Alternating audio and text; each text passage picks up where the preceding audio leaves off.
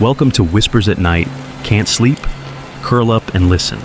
I'll share quiet, eerie stories while the rain falls out into your window. Subscribe, join our little night crew, and hit like if you enjoy the chill. Ready? Let's begin. I was 26, covering the graveyard shift at a tiny highway diner because my friend owned it and rent doesn't care about pride. It was a Tuesday in late fall, 1:08 a.m. Wind steady enough to hiss through the cedar windbreak. The place sat alone off mile marker 219. Glass front, 12 stools along a Formica bar, 2 booths, a hallway to the restroom, and a side access door to the dumpster. From the bar stools you could see the whole room and straight out to the pumps. From the dish sink you couldn't see the doors at all, just stainless steel and a sliver of the hallway. Our door had a tired bell that went plink when it opened. The coffee urn clicked every 9 minutes when it reheated. It was slow even for us. 2 travelers by 12:15 a.m., both gone with to-go cups. After that, the highway was a dark ribbon. I wiped down menus, refilled sugar, let the urn tick. The air smelled like burned coffee and pine sol. The clock above the pie case clicked from 1:29 to 1:30, and headlights turned in. 2 guys in their 30s came in for black coffees. One hit the restroom, the other leaned on his elbows while I poured. He watched me like he was choosing words. "Weird question," he said. "You alone?" I hesitated and then told the truth. "Tonight, yeah." He didn't like hearing it. "Be careful," he said. "Saw a guy by the side of the building when we pulled in. Looked off. Might be nothing." Plink, his buddy came back. I handed over the cups, thanked them, watched taillights slide back onto the highway. Then I did what you do when someone plants a seed. Walked outside into the cold and checked the corners. Gravel, dumpster, wood line, nothing moving but my breath. I'd been staring at the windows all night. Nobody else had pulled in. Tired people see things. I went back inside and told myself to stop auditioning for a scare. At 1:52 a.m. with no one in the room and the hiss, "Quay dead," I took my break and went down the hall. The stall bolt was warm under my thumb. I scrolled my phone too long and almost dozed, and the doorbell went plink. I stood up fast. The instinctive script kicked in as I walked. "Welcome," I said, rounding the corner to an empty room. No one at the counter, no one in the booths. Outside, no car under the lamps. The bell only rings when the front door opens. The hinge has drag. Wind can't fake it. The air felt fractionally colder, like someone had let a mouthful of night in. I checked the front, shoved it, watched it return, listened for the bell. Solid. "Don't be weird," I told myself. I went behind the counter, turned the faucet on, and started on the stack. Plates clacking, water running, the steady squeak of a damp rag on enamel, grease smell over coffee, spoon against porcelain. Then, something else. A scuff. I shut off the tap. Another noise, closer. I took one step toward the hall. He stepped around the corner first. 40-ish, gray and a short beard, navy hoodie like it had slept in a truck for a week. He moved like he knew the shape of the back rooms. Sat on a stool and smiled as if we'd met before. "Coffee, please." My mouth worked before my brain did. "Sure," I poured. I could feel his eyes on the back of my neck like heat. My fingers shook when I set the cup down. He didn't touch it. "Just you here, huh?" he said. "Bet it gets lonely. Doesn't seem like many people come around this time." "Sometimes," I said, neutral, the way you say it when you don't want to add any nouns. I kept my hands visible. He asked about my shifts. I lied about the rotation. He smiled again, too many teeth, and stood. "Thanks." He left, not toward a gure, just up the entry drive into the dark, walking the white fog line until the highway took him. The clock over the pie whiskey ticked toward 2:10. I kept my eyes on the glass and the black ribbon beyond it, and thought about the trucker's warning and the bell, and how long he could have been around to come out of the back hallway like he belonged there. Every time I bent to get a plate, I felt my shoulder blades tighten, as if the doors had grown teeth. At 2:14 a.m., another door sound, softer than the bell. A latch, metal on metal, then a light slap, not the front, the side. I came around the counter and looked down the hallway, dark, but the closet door across from the restroom was still easing shut, wood drifting on its hinge like someone had just slipped through. My scalp prickled. I didn't call out. I backed to the front door, turned the lock, stepped outside into air that felt thin and knife cold, crossed the lot, and got into my car. The engine sounded like salvation. I rolled onto the on-ramp and called 911 at 2:17, with both hands tight on the wheel. They met me at 2:33, two deputies with vests and flashlights that lit the diner in clean slices. We went in together. The first one opened the closet in the hall. The man was inside, crouched behind a bucket, hoodie string between his teeth, eyes flat. They put him on the floor and cuffed him. The side door lock had been jimmied from the outside. The steel had a new ugly bend. Rope was in his sweatshirt pocket. Tape, too. They widened the search and found the real ending in the scrim of trees behind the dumpster. Half-dug hole with a tarp, a small shovel, more rope, zip ties, and a knife in a sheath. It was a kit, not a coincidence. From the looks of the dirt, it had been there a while. My stomach went to gravel and stayed there. "Looks like he was camping out, watching," one deputy said. He didn't say the rest. He didn't have to. They took my statement at one of the booths. The vinyl stuck to the back of my Kinju. I gave times because times were something I had that felt solid. 108 start of shift, 131 truckers, 152 phantom bell, 201 he sits, 214 side door, 217 my call, 233 their arrival. I told them about the smile, about how he'd left on foot, about the way he moved like he already knew the hallway. "Do you want to call someone?" the younger deputy asked when my hands finally stopped shaking. I texted the owner. "You need to come in. Police here." He sent back 3 question marks and then, "On my way." The rest of the night was fluorescent and long. They photographed the closet. They photographed the forest stash. I watched their flash pop against black bark and wondered how many times I'd leaned in that doorway and let the dark look back. I changed things after. We put a key deadbolt on the side door and a metal sleeve on the jamb. We added a chime that chirps when the hall door opens. I moved the dish bin so I can see the front and side from the sink. The owner started overlapping the graveyard by an hour, so I'm not alone at the worst part of night. I keep the back hallway light on, and I don't go back there without telling the room out loud that I'm going. The image I can't argue with is this: the closet door drifting on its hinge at 2:14 a.m., a slow inch of dark and then wood, as if someone had just slipped through and stood breathing in there 5 minutes while I made him coffee and pretended we were in a normal world. Everything else, the trucker's warning, the bell, the rope, lines up around that. It's the little motion that makes the whole night true. People come in every night, and most of them are what they look like: tired, hungry, decent. The urn still clicks every 9 minutes. The bell still goes plink. Some mornings I walk the lot with a broom and find nothing but cigarette filters and a stray straw wrapper, and I feel silly for how fast my he's. Art beats when a car slows and then doesn't turn in. Once in a while, though, I'll be drying a plate when air shifts on my ankles, like a door sucked in a breath somewhere behind the wall. I'll look up because you have to, and I'll see the hallway light steady and yellow and dull, and I'll put the plate down carefully and step where I can see both doors at once.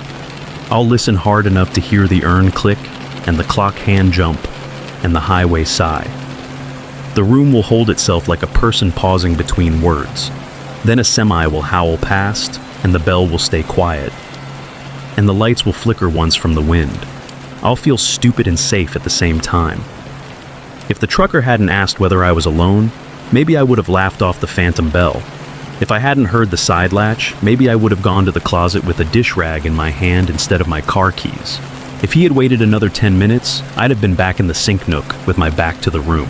I don't think about the closet for long anymore. I think about the map, bar, windows, hallway, side door, trees. I keep it in my head the way you keep a fire escape in a hotel room, traced once, then left alone until you need it. And at 1:52, when the bell plinks, I look up and say, "Welcome in." And I mean both the greeting and the warning. I'm watching.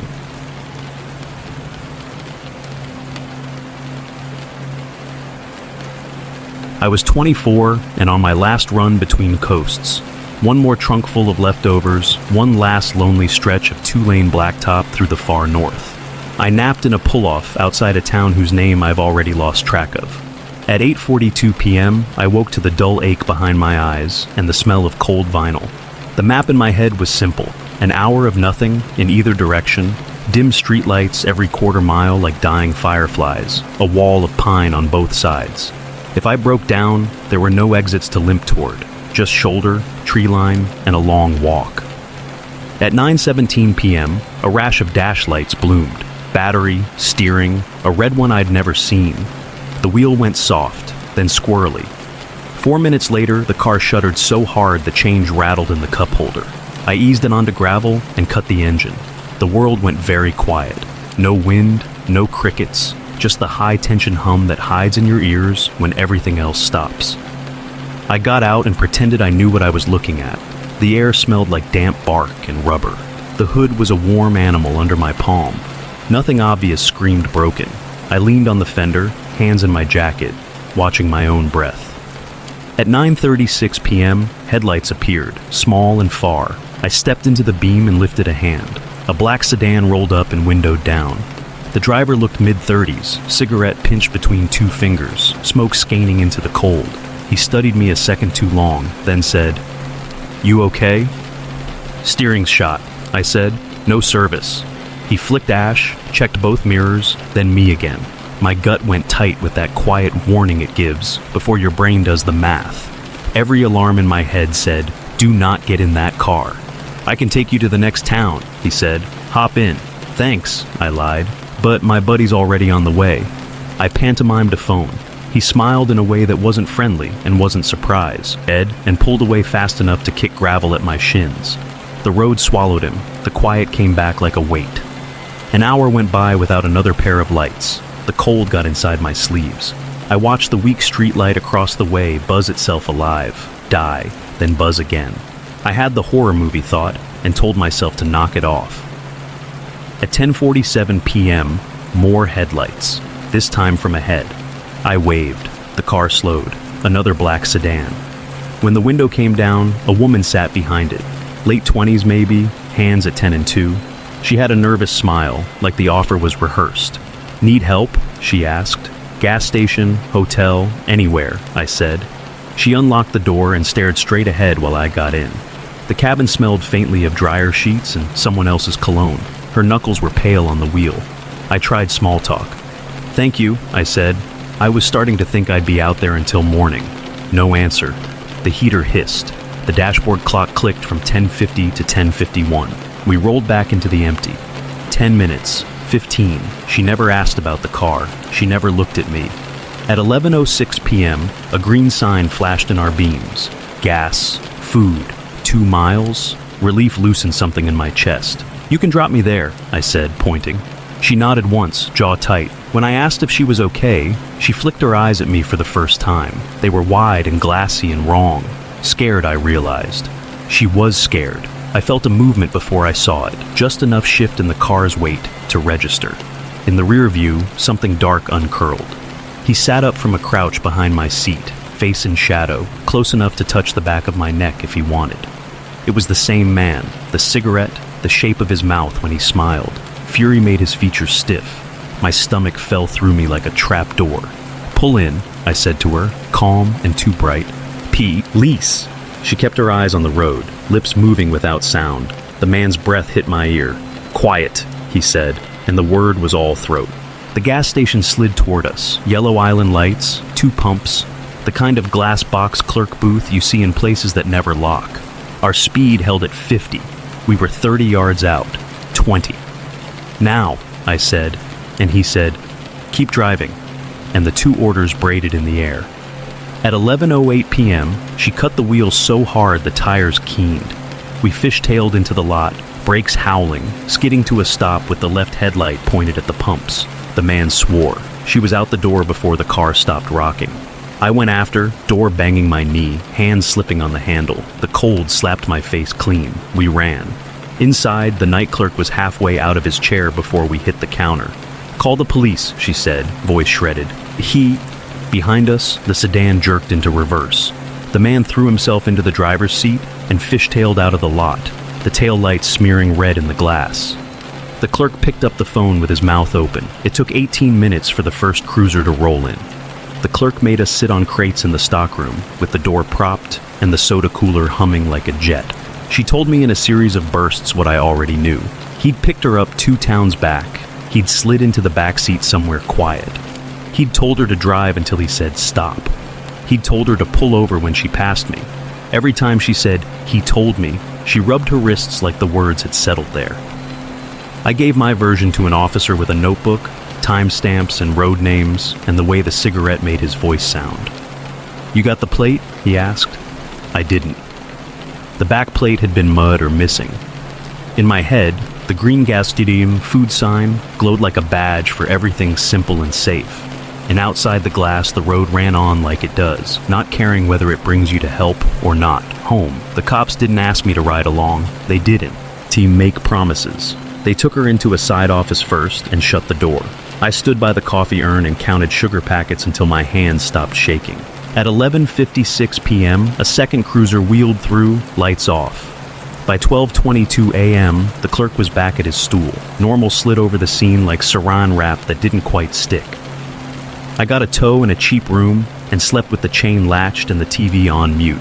At 3:11 a.m., I woke for no reason and stared at the dark square of the window until the heater clicked on and I could pretend that noise came from a normal place. I changed small things after. I keep a battery jump and a roadside triangle in my trunk and a headlamp in my glove box. I don't stand with my back to a car window when I take rides. If someone offers help and my gut roars, no, I listen. If a driver won't meet my eyes, I meet theirs and name what I'm asking. You can drop me at the gas station. I say the words out loud so they have to answer. There's an image I can't scrub, and it isn't even his face. It's the mirror. The little rectangle above the dash at 11:07 p.m., and the way a shape rose in it like bad weather lifting over a line of trees. The woman's eyes, blown wide, the pumps floating toward us, the way the car smelled like cologne that wasn't hers. Everything else I can chalk up to fear and luck. That look in the glass is fixed. I think sometimes about what would have happened if I'd taken his first offer at 9:36, slid into the smoke and the grin. If she hadn't cut the wheel at 50, like it was an instinct she was finally allowed to obey. If the clerk had stepped into the restroom at the wrong minute. The clean math of it scares me more than any story I could tell. When I drive that stretch now, I gas up 1 town early. I note which stations hum at midnight and which are dead behind dark glass. I keep my phone charged and the charger where I don't have to dig for it. Most nights, the road is just a road. The heater ticks, the mile markers count, and nothing moves that isn't supposed to. Every so often, though, around 11 unquote, a sedan's interior will flash by in my peripheral, and I'll glance without meaning to, just to be sure the back seat is only upholstery and shadow. The mirror throws my face back at me, tired, fine, ordinary. I look away fast, the way you do when you've learned not to expect monsters and still half expect them anyway.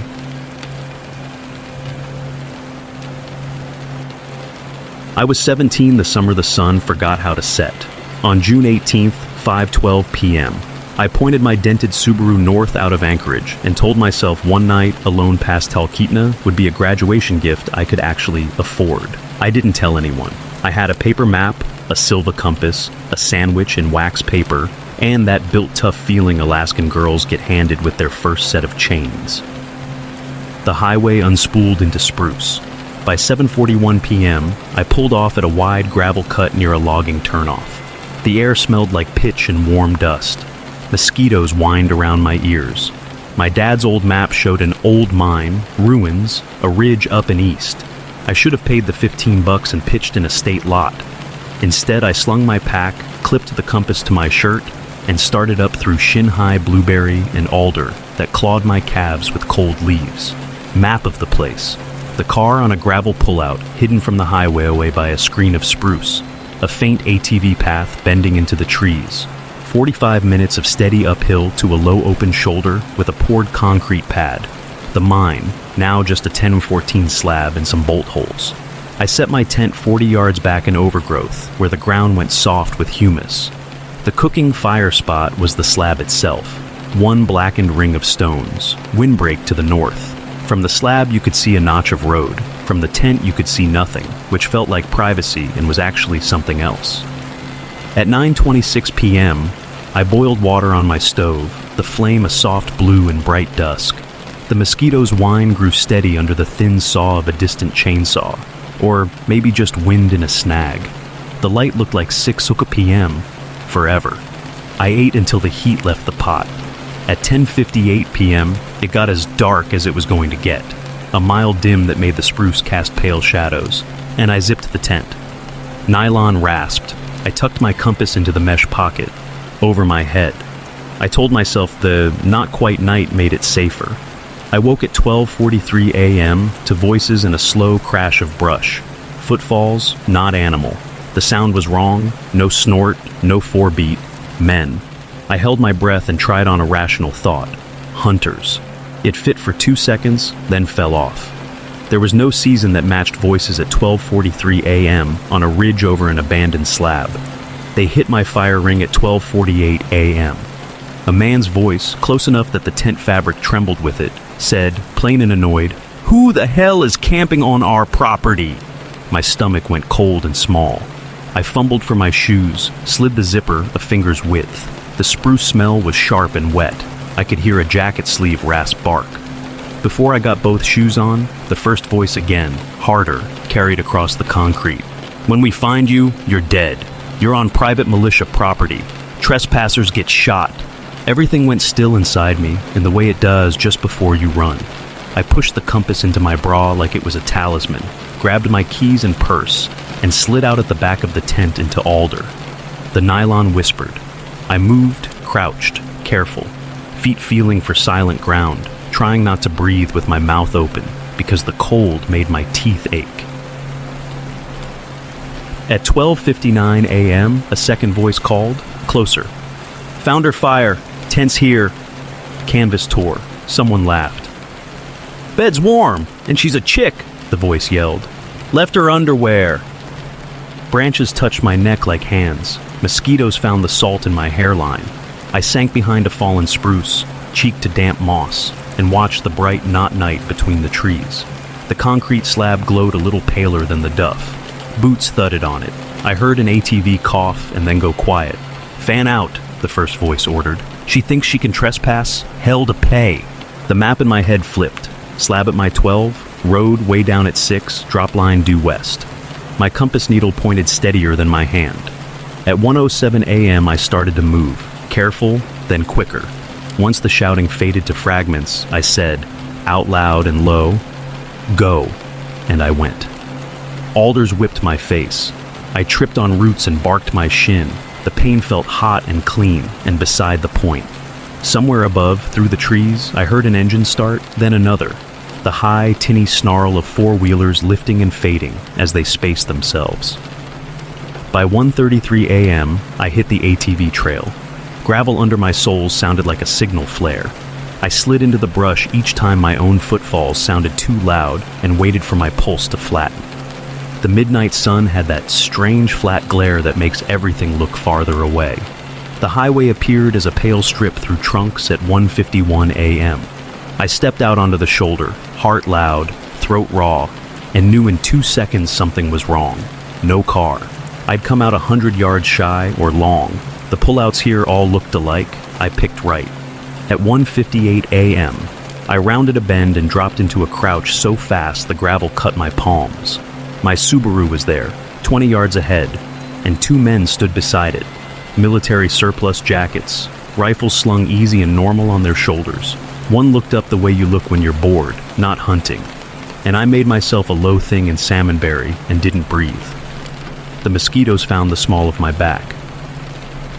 More engines. At 2:06 a.m., 3 men came off the ridge on ATVs and rolled into the pullout. They dumped my duffel and food bin in a sloppy pile by the passenger door. One had my sleeping bag draped over his shoulders like a cape. They said nothing I could hear over their engines. They moved like people doing a chore they'd done before. At 2:11 a.m., they cut the engines. Silence fell strange and thin. The first man opened my driver's door and leaned in. When he straightened, he tucked a piece of paper under the wiper. Then all of them got back on the ATVs, turned, and rode the trail back up like a line of beetles, bodies light on the seats.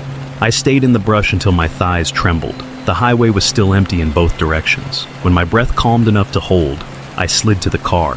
The note under the wiper had blocky black letters. "If we ever catch you on our property again, we will not hesitate to use force. Consider this a warning." The paper was copied, cheap printer ink smudged at the edges like it had rained once and dried. They'd done more than leave a note. Every piece of gear was slashed or snapped. Tent poles sheared, sleep bag punctured, pot dented flat, food scattered and stomped. My spare clothes were cut into ribbons. The only thing intact was the car. I loaded what I could salvage, keys in the ignition at 2:21 a.m., hands slick with pitch and sweat, and drove until the highway put a few small named places between me and that pullout. It was 3:43 a.m. when I stopped at a 24-hour gas station in Wasilla under buzzing halogens. The bugs around the lights looked like static. I sat there with both hands on the wheel until my ears stopped making engine noises that weren't there. I changed after that. I pay the $15 now. I leave itineraries on fridges. I mark who I told and when. The compass lives around my neck, not in a pocket. I camp where a camp is supposed to be, with signs and fees and neighbors who will complain about your music, but also hear you if you yell. Still, Alaska is big in a way rules don't shrink. There are easements and lines on maps that aren't posted. There are groups who like it that way. Every few Junes, the light goes flat and endless, and I drive that road and feel my ribs buzz the same way they did on that slab when the voice said, "Trespassers get shot," like it was a posted policy. I picture the two men by my car at 1:58 a.m., not looming, not even really looking, just part of a landscape where authority comes in pairs and wears surplus. The irrefutable image is small, a cheap warning note tucked under a wiper in the midnight sun, my name not on it because they didn't need it. The ink a little smeared like someone's thumb had pressed too hard. Everything else I can argue with, whether they were militia or just guys on a power trip, whether they took my plate number, whether they'd have actually shot. The paper sits in a Ziploc in a drawer I don't open much. When I hold it, a whine rises in my head that isn't mosquitoes, and I smell spruce pitch and warm dust and the faint metal tang of a pot kicked in. I sleep closer to people now. I keep the map where I can see it. But sometimes in June, at 1:43 a.m., the light slides off the mountains just so, and gravel under a tire a mile away sounds too much like boots on concrete. I'll think of the compass face against my skin, and the note under the wiper, and wonder how many invisible borders I've crossed without knowing, and how many men are still standing beside cars in someone else's bright night, waiting for something to come out of the trees.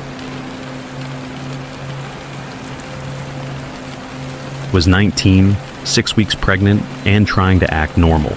At 8:10 a.m., I buttoned a black shirt, tied an apron, and walked to the new Greek place off Elm. The dining room smelled like fryer oil and lemon cleaner. The owner shook my hand, introduced me around, and handed me a stack of menus. The kitchen hummed, ticket printer chirps, the soft hiss of a flat top. Map of the space, door, host stand, 12 tables, a swinging door to the kitchen, behind that, the dish pit to the left, a narrow hall to the back.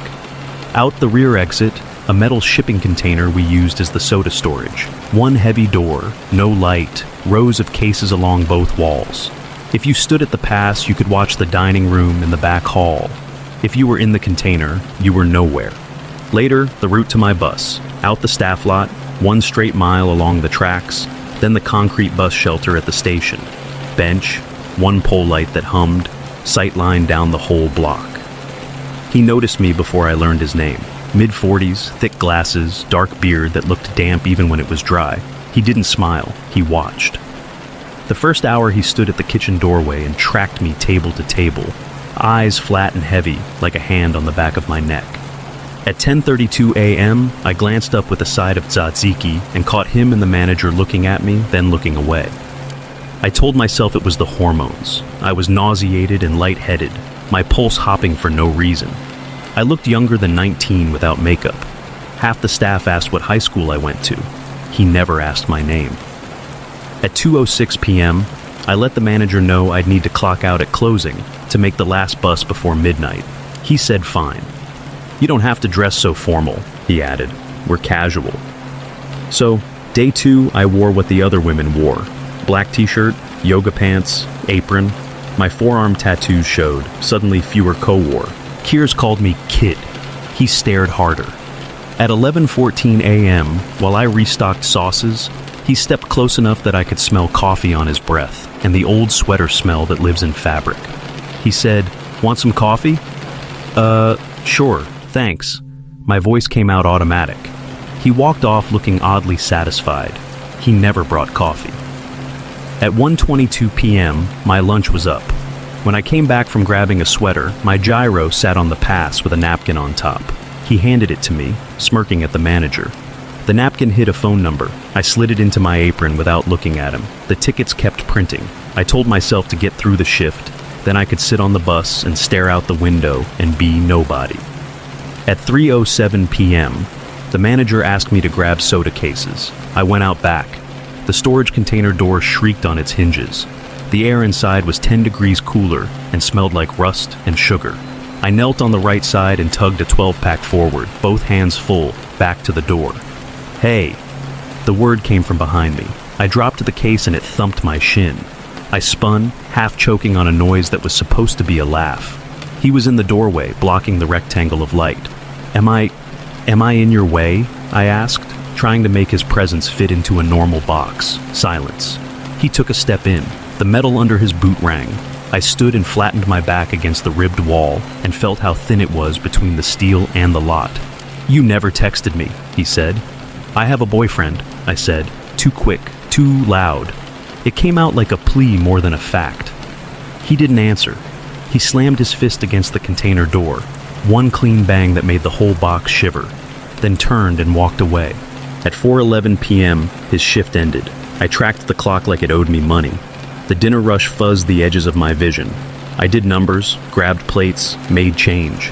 The nausea came and went like a tide. When the place finally went quiet and we finished sweeping rice into the dustpan lines, I took the alley to the lot and saw a black sedan exit through the entrance, swing too wide, then U-turn toward the way I walked. I told myself I was being dramatic. Rideshare drivers do stupid loops. At 10:56 p.m., I left for the station, phone to my ear with my godmother on the line, voice steady because I made it steady. "I'm fine," I said. "I'm at the tracks." The night held that damp iron smell trains leave behind even after they stop. The only sounds were my shoes on grit and the far, hollow clang of a crossing arm stuck on repeat. The bus shelter light hummed and buzzed. A moth hammered itself against the plastic shade. I sat, set my backpack by my leg, and tucked one earbud in so I could watch the road and still cue up a song when the bus appeared. A car circled the block. Then again. I noticed a lift badge in the windshield and told myself it was fine. People miss their pins. People circle. At 11:18 p.m., the black sedan idled at the curb across from me, slid forward, looped the block, came back, and stopped dead in front of the shelter. I stood half to wave it off. "Not your passenger?" I started to say. The driver's window slid down. Him.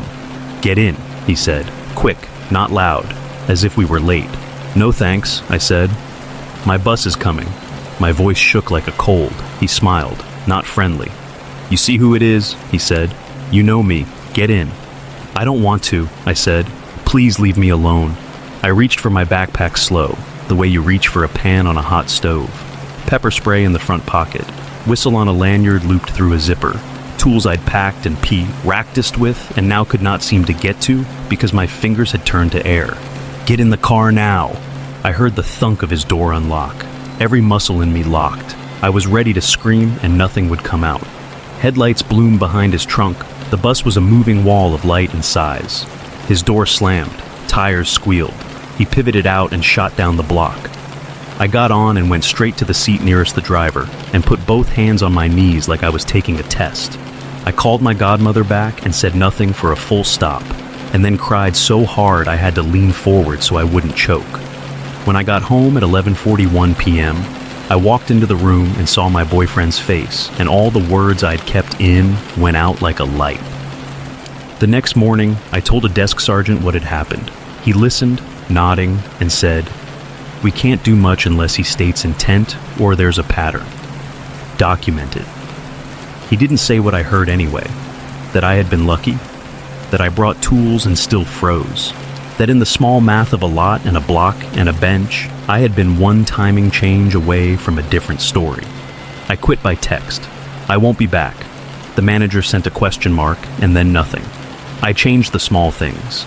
I stopped wearing both earbuds anywhere. I ride 2 stops longer now if it means getting off by a lit storefront. I carry my spray in my coat pocket, not my bag. I move the whistle to a string around my neck. I set a rideshare pin when I have to use one. I take pictures of plates like a reflex. I keep to routes where I can see the length of the block. I don't go into containers alone. There's a snapshot my memory refuses to blur. 11:18 p.m. Bus shelter light buzzing, moth knocking itself stupid against the plastic, and his window sliding down to that stale coffee smell, his face lit by his dash, and "get in," like a line we had rehearsed. The lift badge was a small square in the corner, the kind you could peel off and stick back any time. That piece is irrefutable. Everything else I can try to edit: my age, my voice, whether the cop could have said more, whether the manager looked away on purpose.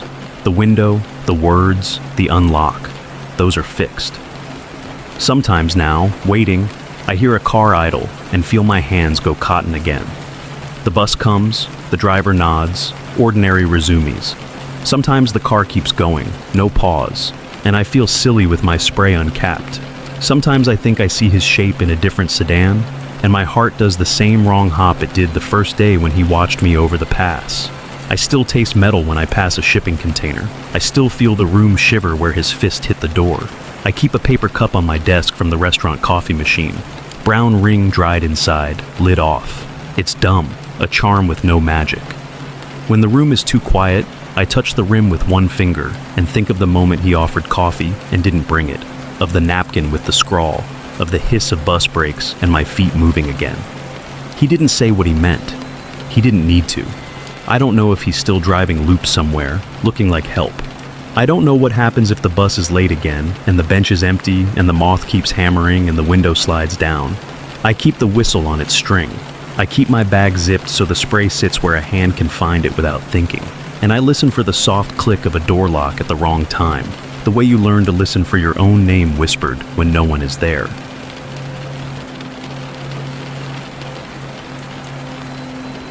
I was 15 when I made a Twitter account no one knew about. Avatar pic, fake location, set to Paris, 20-something followers. On 19 October, 9:14 p.m., my phone buzzed with a DM. "Hey, I'm Robin, 17, moving to your town soon, going to the lycée. Could you tell me what it's like?" I hadn't posted my town, but weeks earlier I'd tweeted about a busted bus line and named it. I told myself he'd searched. We messaged for hours, cafeteria food, teachers who loved pop quizzes, which staircase jammed up after third period. He was easy, polite. At 11:46 p.m. he slipped in. "Do you live far from school, house, or apartment? 2 parents at home?"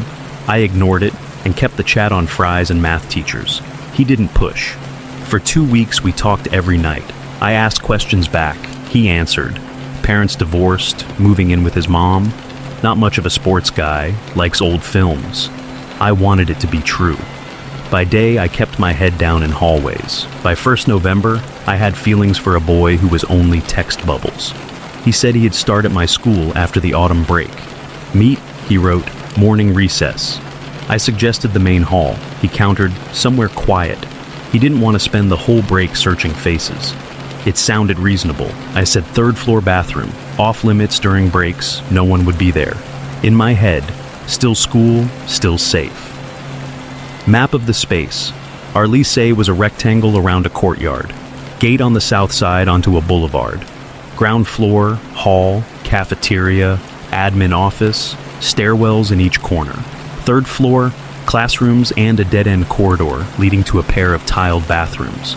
If you stood in that corridor, you were screened from the stairs and the rest of the floor by a sharp elbow in the wall. From the bathroom, you couldn't see the corridor. From the corridor, you couldn't see the stairs. Sound carried badly through tile. On 6th November, 10:27 and he appeared in the bathroom doorway.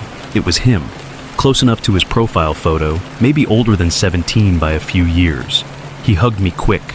His jacket smelled like cold air and laundry powder. We talked fast and shallow, teachers, schedules, the broken radiator in room 3. When the bell rang, he invited me to lunch out. I said no money, and I don't let people pay for me. He looked disappointed and then asked to walk me to the bus stop after school. That felt harmless. He did. It became a routine. Morning break. Third floor bathroom, 10 minutes of whispering, while cold air rattled the window grates. After school, he met me at the gate, walked me past the boulangerie, waited at my stop. Surprising detail I brushed off. I never saw him anywhere else. No cafeteria lines, no crowded stair landings, never on the class lists pinned to the corkboard. There were 1 of 100 students. I told myself schedules just missed. On 14th December, 5:03 p.m., I typed without thinking. I'll be home alone tonight, everyone's away or late. He sent a sad emoji I read as sympathy. At 5:41 p.m., he walked me to the stop. We said goodbye. The sky was dark already, and the air had that metal smell cold brings. I put in my earbuds, pressed play. The bus interior hummed and smelled like hot dust. 2 stops. At 5:58 p.m., I stepped off into the quiet of the side streets. No cars. The sodium lights made everything the color of old paper. Halfway down my block, something in my stomach went tight. I paused my music but left the earbuds in so I'd look oblivious. That small click, the track stopping, made the street seem louder. At 6:02 p.m., I heard steps behind me. Slow, steady, not catching up, just matching my pace. The rubber of soles on wet pavement made a whispering squeak. I kept my head forward and slid my hand into my pocket for keys. The brass was cold against my palm. I curled them between, end 2 fingers ready. At the corner, I turned left like always. The steps turned with me. My house was 3 doors down. Low wall, glass panel in the door instead of a peephole. My heart took off. I quickened, then ran. The key missed once, skittering on the plate, then found. At 6:04 p.m., I shoved through, slammed, locked. The door shook under my hands like it could breathe. Our alarm beeped a cheerful 4 count when I disarmed it. That sound felt suddenly stupid, like it announced, yes, she's alone. I stood in the entry, chest heaving, and looked through the glass panel. He was there, a few meters away at the end of the path, face pale in the streetlight, shoulders lifted with his breath. Robin. Same jacket from the bathroom meetings, zipped to his throat. He looked at me with a tight, wrong smile, a look that wasn't for the girl in the bathroom who laughed at cafeteria jokes. It was for me in my house. We stared. Then he lifted a hand and, very gently, with 2 fingers, tapped the glass. The sound was soft, almost polite. I stepped back. He came forward and his expression shifted, jaw hard, mouth flat. He hit the door with the heel of his hand. The glass boomed and trembled. I felt it in my forearms. At 6:05 p.m., he kicked near the lock. Wood thudded against the frame. He kicked again. Inside, the hallway swallowed sound weirdly. I could hear the clock in the kitchen tick between hits. I ran to the drawer and came back with a knife because movies teach you props. I pushed against the door while he kicked. The glass flexed and held. He stopped and vanished from view. Then, knock, knock, knock on the living room shutters. Knock on the kitchen. Footsteps and damp leaves along the side path. The house became a map I could feel with my skin. The places where light would spill if a shutter opened. The spot under the back window where the latch is sticky in winter. He returned to the bar at 6:10 p.m. Face changed again, angry, then blank. He put his palm flat on the glass as if to feel the heat from mine. A car turned into our street. Headlights washed over the front of the house. He flinched, looked past me at the moving wash of light, and ran. Down the path, into the dark. Gone. My hands shook hard enough that the knife blade tapped the wood. I stood there listening to my heart thud in my ears and the distant hiss of a bus on the main road. On my phone, a flood of DMs. Why did you run? Open? Don't be dramatic. Then, insults, a tone shift I didn't recognize from our weeks of careful messages. I blocked. He made a new account. I blocked again. New account. The handles were strings of numbers with an R. I deleted Twitter because the phone vibrating on the kitchen counter felt like a thing knocking at the door. The next day, 8:12 a.m. I asked a cluster of kids from the class he'd claim was his if they knew a Robin. Nobody did. No one with his last name, no one who matched his face. I checked the corkboard with class lists. His name wasn't there. It wasn't anywhere. He'd never been a student. That's why I'd only seen him where I told him to meet me. I changed after that in ways that look fussy until they don't.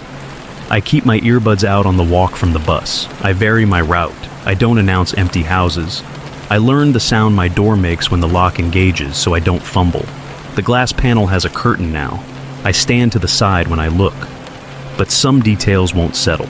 Exact times stick in my head. 6:02 p.m., the first rubber on pavement squeak. 6:04 p.m., the booming flecks of glass. 6:10 p.m., his palm on the panel as the neighbor's headlights washed over us. Sensory bits stay too, the metal smell of cold air, the little beep of the alarm announcing me to no one, the thin shake I felt through the door when he kicked. People say it was a near miss. I don't know. It was exactly what it was. A boy who wasn't a boy, a school that wasn't where he belonged, a bathroom chosen because it was empty when emptiness was the risk, a house with glass where a peephole should be. The irrefutable image is simple and literal. His face at my door, lit by a streetlight, eyes locked on mine through a pane that held. I never saw him again. Sometimes in winter, when the bus exhale hangs in the dark and my keys are too cold and slippery, I hear footsteps match mine for a second and feel my stomach go tight the same way. I keep walking. I don't look back until I'm inside. Then I look, and the glass shows me what's there or what isn't. The pane is clear. That's the problem. It always was. I was 17 in 2009, a high school kid on Isla Aurelia, where most people lived down by the coast. My family didn't. We were up in Las Cumbres, at the end of a switchback track that chewed cars and spat them out.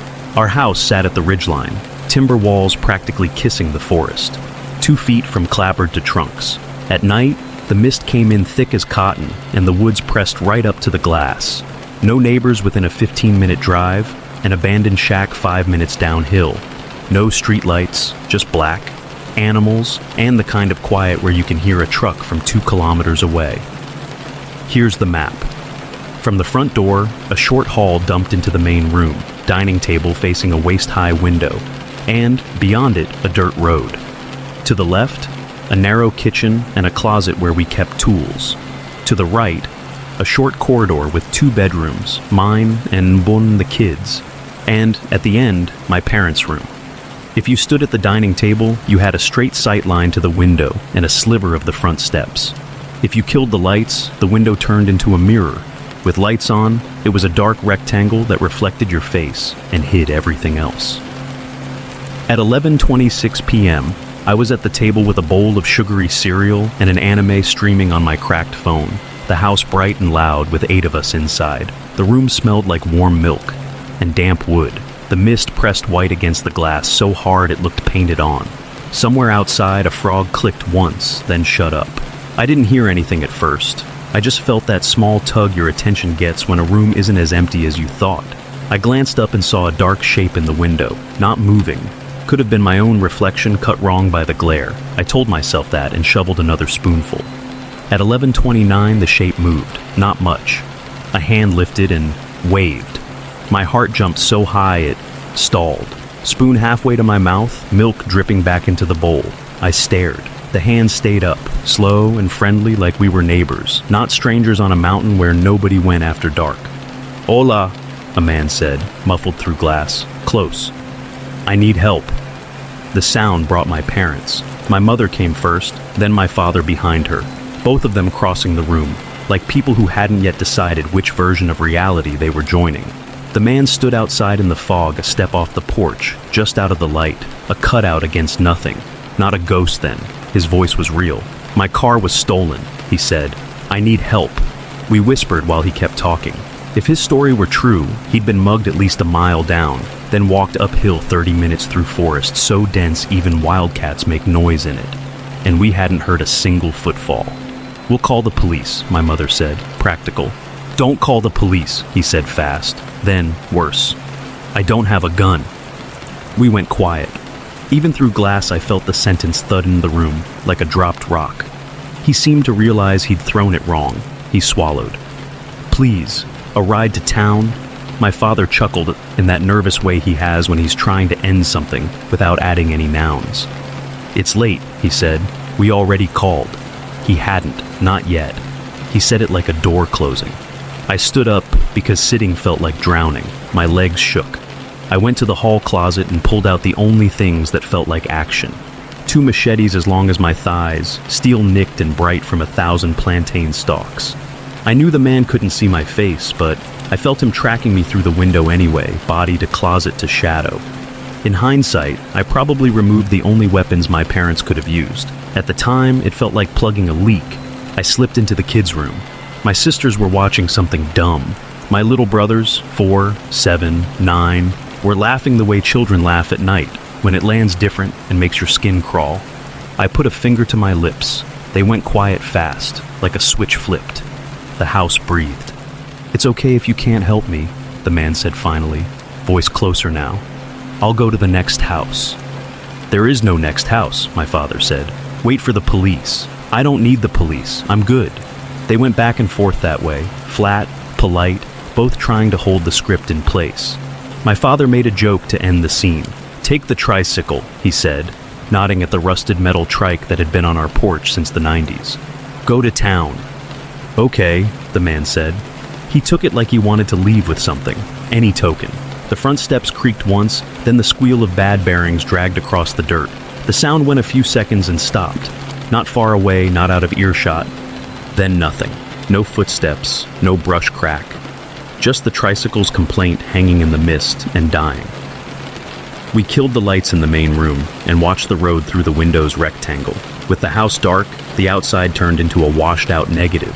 Dirt track, the pale smear of the abandoned shack's roofline down the hill, our breath fogging the glass. The trike sat by itself in the middle of the road, like a prop someone forgot to strike. No man, no movement. At 11:47 p.m., my father actually called the police. "There's a man outside," he said. "He asked for a ride, said not to call you." We waited. The house is loud when it's trying not to be. The refrigerator's soft hum, a drip in the sink we can never fix, my mother's hand on my shoulder, the kid's small breath huddled under a blanket that made a lump of them, the mist pressed in harder. My cereal went soggy. At 12:01 a.m., the red and blue washed the ridge like day. You could see all the way down to the shack. The tricycle glowed in police light 10 meters from our steps, empty and wrong. 2 officers got out, flashlights up. They checked the road and the tree line with beams that made the mist look like smoke. "Didn't see anyone," one said. He aimed his light into the first row of trees and took half a step in, then thought better of it. The other officer glanced at our house, the way the woods leaned over us, how close the walls were to the trunks, and kept his body half turned toward the cruiser, like he'd left the engine running in his mind. "Lock up," he said. They were gone by 12:06. I slept with both machetes under my bed. One of my sisters complained in the morning. Steel made the slats sag, but she didn't make me move them. No one reported a carjacking the next day. No neighbors saw a man on our road because there aren't any neighbors to see.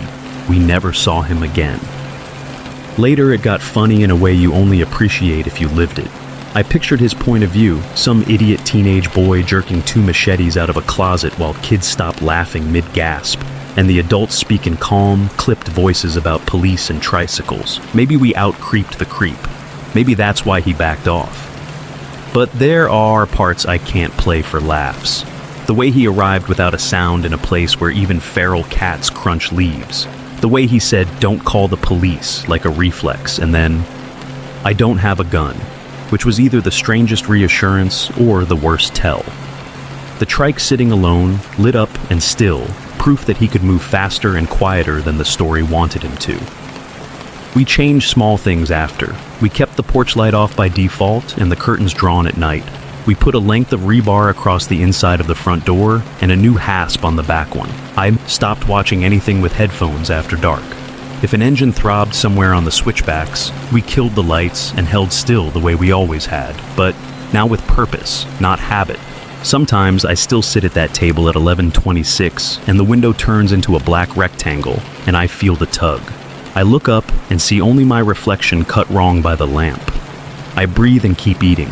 I tell myself I'll stay seated if a hand lifts in the dark. I tell myself if a voice says, "I need help," I'll handle it better or braver or smarter. I keep the machetes under the bed anyway. The image I can't argue with is this: police lights crawling up the dirt like dawn and stopping on the tricycle's curved handlebar, chrome winking through fog, and beyond it nothing. No footprints, no shadow, no shape retreating down the mountain road. Just the toy and the mist and a silence wide enough to hide 10 people 1 meter away. That's the snapshot I carry. Everything else can be explained 6 different ways. That one hangs there, bright and weightless, like it's waiting to wave back.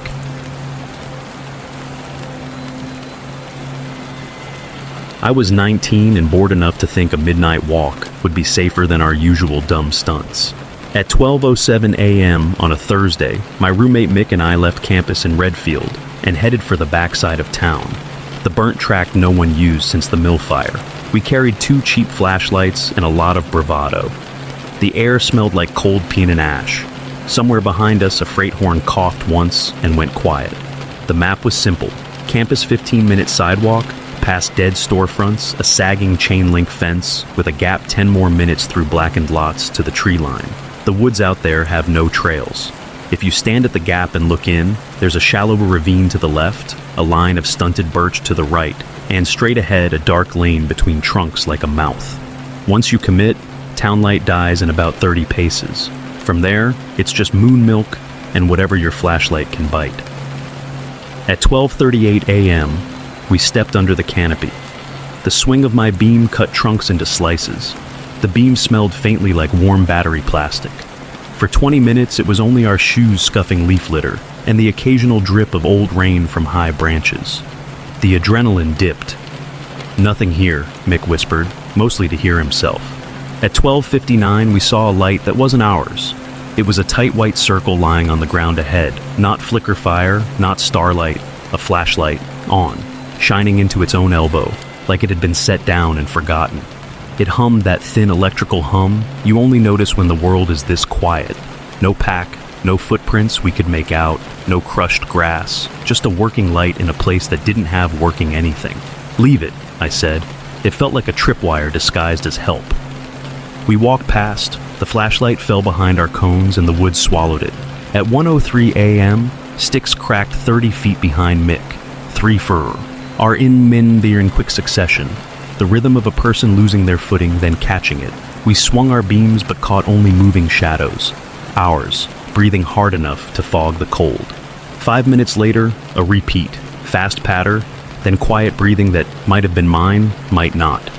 The temperature felt like it dropped 2 degrees. Sweat along my spine cooled into a thin, mean line. We didn't say it was a person. We also didn't say deer out loud, like naming it wrong would make it worse.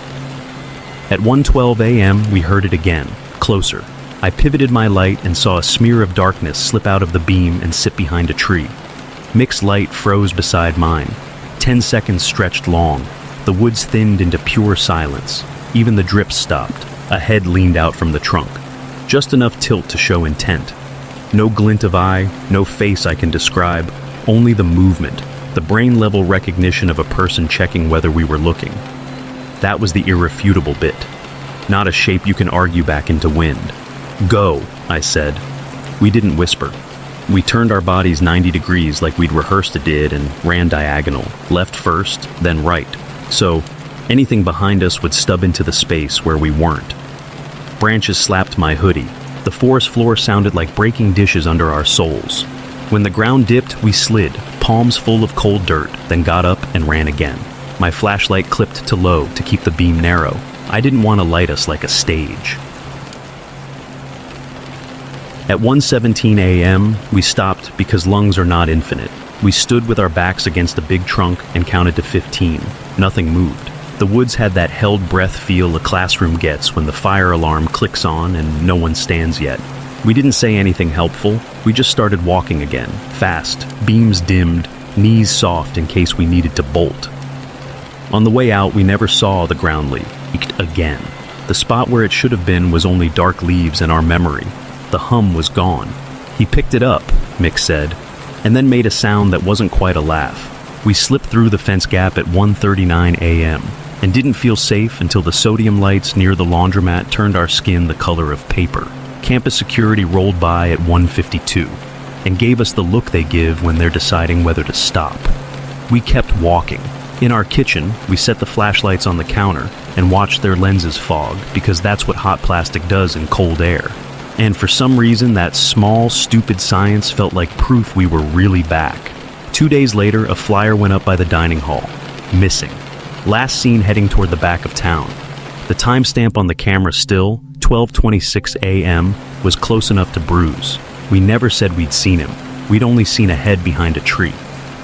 The flashlight became a thing I couldn't stop replaying. Who puts down light in the dark and walks away from it? Who turns it off after? On the worst nights, I'd wake at 1:12 and hear a single dry crack from somewhere ordinary, the house shifting, a neighbor's steps, and my body would flood that sound with pine and cold and the knowledge of being watched. We changed small things. We stopped using the backside of town as a shortcut even in daylight. We found a different place to bleed adrenaline. Rock gym, not woods. I swapped my junky flashlight for one with a strobe and a wrist lanyard, and I tell myself it matters. I keep it on my desk even now. Stupid totem. Plastic warm under my thumb when the room is quiet. There's a map I carry of that night. That time doesn't blur. The fence gap at 12:29, the mouth of the trees at 12:38, the orphan flashlight at 12:59, the first crack at 1:03, the head lean at 1:12, our diagonal run, the breath count against the trunk. Everything else is argument. Deer versus person, prank versus hunter versus something worse. The single image that doesn't negotiate is a head easing around bark to check whether we'd noticed. We tell the stow. Wry like a joke sometimes because that's how you file it down. Remember when the safest thing we did in college almost killed us? But when someone asks what we would have done if we'd stayed, if we'd gone deeper, if we'd circled back to see whose light that was, I don't have an ending I want to say out loud. Some nights, walking home from work past the little strip of park near our place, I'll see a kid drop a bike light, see it throw a coin of white on the ground, and my stomach will go straight through the floorboards of my life. I make myself breathe, count, pick the light up, hand it back. The kid says thanks and pedals away. Normal wins. It usually does.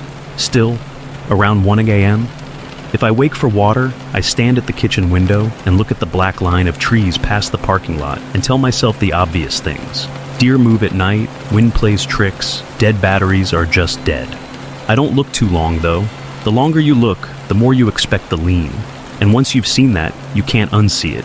Even in a town without a backside, even with good lights and locked doors and a life made of better decisions.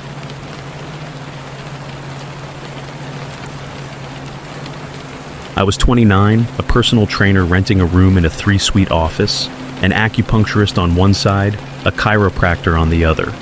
I went in late so their daytime clients wouldn't hear me lifting.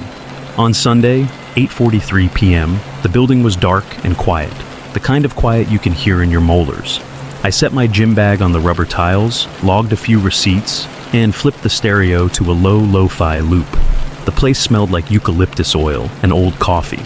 I liked it that way. Here's the map. Our door opened from a recessed breezeway into a narrow lobby. 2 chairs, a tiny desk, a glass bowl of business cards. Straight ahead, a short hall ran past a supply closet and the side door to the dumpster. On the right, my room with a squat rack and bumper plates. On the left, the acupuncture studio with a Buddha and a salt lamp. Sight lines were bad. Once you turned into the hall, no one outside could see you.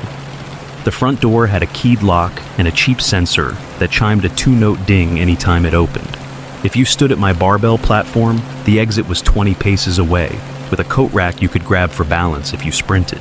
At 9:12 p.m., I had the bar at my shins for a deadlift triple when I heard the sound I knew by heart, the lock giving a tired metal clink as a key turned, then the door chime, ding-dong, bright and domestic in the empty night. "Puedo entrar?" a man's voice said. "Hello?" I called back. The cleaners came sometimes on Sundays. The family was kind. The tall husband always waved. The wife did the trash loop with a contractor bag. He repeated in English this time, "Can I come inside?" "Yeah," I said, already turning to rack the bar. The chime had switched my brain to the cleaner script. Say hi, stay out of the way, be grateful. He stepped in and let the door settle. 10 minutes passed. No vacuum, no trash bag rustle. At 9:22 p.m., I walked to the lobby to toss a paper towel and saw him sitting directly in front of the door as if he were guarding it. Not the tall husband, 30s maybe, compact, baseball cap pulled down. No cart, no supplies. His jacket smelled faintly of gasoline. "Evening," I said. He didn't answer. Just watched me with that held breath look people wear when they think you're about to give them what they came for. I texted the chiropractor, Dr. Laird. "Strange guy just came in with key. Sitting by door, not cleaning. Do you know him?" My phone lit up with her call before the dots could finish pulsing. "You need to leave," she said. "There's a panic button on the alarm panel. Press and hold if he won't go. Do you want me to drive over?" "Yes," I said, already gathering my bag. The rubber mat rasped under my shoes. The two-note chime sat in my chest like a little bird. I stepped into the lobby and kept my voice steady. "I'm closing up and setting the alarm," I said. "You'll need to head out." He shook his head, slow and stubborn. "No." "Why are you here?" I asked. He looked past me into the hall like he was reading the air. "Probation," he muttered. "This isn't a probation office, was?" I said. The words felt thin. The whole space, with its Buddhas and bundles of sage and oriental medicine in neat vinyl letters on the glass, felt like a joke I hadn't gotten. He stood up, and because of where he'd planted himself, the door was now behind his shoulder and his body between me and it. He was close enough that I could see the small, shiny crack across his phone screen as he held it up and began to scroll. "I don't know address," he said. "Maybe you can help me." He tilted the phone toward me. A long notes app list. 20, 30 addresses, no names. "Which one?" I can't help with that," I said. "You need to leave." He scrolled like he had all the time in the world. "The building's HV," coughed. Somewhere down the breezeway, a bottle clinked. He didn't seem to hear either. "What is this place?" he asked, eyes sliding over the Buddha and the acupuncture chart. "What it really is, acupuncture," I said. "Chiropractic, massage, that's it." He said. "What in the back?" His chin ticked toward the hall, the supply closet, the side door to the dumpster, the dark inside the acupuncture room. My hand found the edge of the front desk and felt how cheaply it had been screwed together. I tried again, firmer. "I'm turning on the alarm. If you're here when it arms, the siren goes off and the police get called." I left out that I didn't know how to work the alarm under pressure. My friend had explained the panic button once, and I'd nodded like I was paying attention. He didn't move. The hall behind me felt longer. The chime in my head kept replaying. I wondered, briefly and stupidly, if the door sensor worked both ways. Would it ding if he opened from the inside? Would that be enough noise to pull someone from the parking lot? The phone in my palm buzzed. "ETA 8 min, Dr. Laird wrote. If you can get out safely, get out. If not, hit the button." "I can't help you," I said, and let the word "can't" be heavy. "Please leave." He spent 5 more scrolling minutes pretending to choose an address, then finally turned. The way a dog looks over its shoulder before deciding you have no treat. He pulled the door open, and the chime, ding-dong, soundtracked his exit like nothing had happened at all. As soon as he stepped into the breezeway, I locked the deadbolt with hands that didn't feel like mine. Of course it didn't matter. He'd used a key. I lowered the blinds with a fast, shivering clatter and peered through the slat at 9:37 p.m. A van was parked nose to nose with my hatchback, big enough to hide both of us. Suicide doors in the back. The man slipped into the passenger seat. He wasn't alone. I waited. The stereo hissed in the empty room. The eucalyptus had faded to the smell of hot dust. The van didn't move. I imagined the reversing distance, 5 feet, to be, ox, my bumper against the curb, the flat clap of those rear doors opening like a mouth. 15 minutes. The van edged backward as slow as a tide, then pulled forward to the curb and idled there with its headlights off, as if taking a last look. It drove out of my sight line and stopped again 50 feet down, just beyond the spill of the breezeway light. The waiting felt deliberate, like a held door in reverse. Headlights cut across the blinds at 9:54 p.m. Dr. Laird's Subaru. By the time I unlocked the door and stepped into the cool night air, the van had finally gone, or pretended to. I could still imagine it idling in the dark notch by the dumpster, just beyond the corner my eyes couldn't see. "He had a key?" Dr. Laird asked. getting out with her phone in one hand and her car keys jammed like brass claws between her fingers. "You're sure?" "I heard the lock," I said, "the clink, and the chime." I realized I had been clenching my jaw. My molars ached. We walked the short hall together. The alarm panel's panic button glowed dumbly, as if it had been whole and obvious all along. The side door had a wiggle I'd never noticed. The supply closet latch didn't catch unless you pulled it hard and up. You only learn a place when it's tested. "What did he want?" she asked. "He kept asking what the office really was," I said. "He said he was on probation. He blocked the door. He wanted me to come closer to look at addresses on his phone." Saying it out loud made me hear it, a series of small invitations designed to reset the map so I'd be the one boxed in. We called the landlord. We called the cleaning family. The tall husband came by bleary-eyed and held up his ring of keys. His looked old, brassy with years of pocket wear. "Not us," he said. As if our fear had accused him, he kept saying lo siento, hands open at his sides. I believed him. By Monday, the locks were changed. We added a latch bar you can throw from inside and a keypad that logs every code. The landlord installed one of those cheap cloud cameras that pings your phone if something moves. I got in the habit of setting my bag by the door, keys on top, phone charged, car backed into a space. I learned where the panic button lives in my muscle memory. We printed a little sign for the glass. Evening sessions by appointment only. Please call or text to enter. It helped, mostly.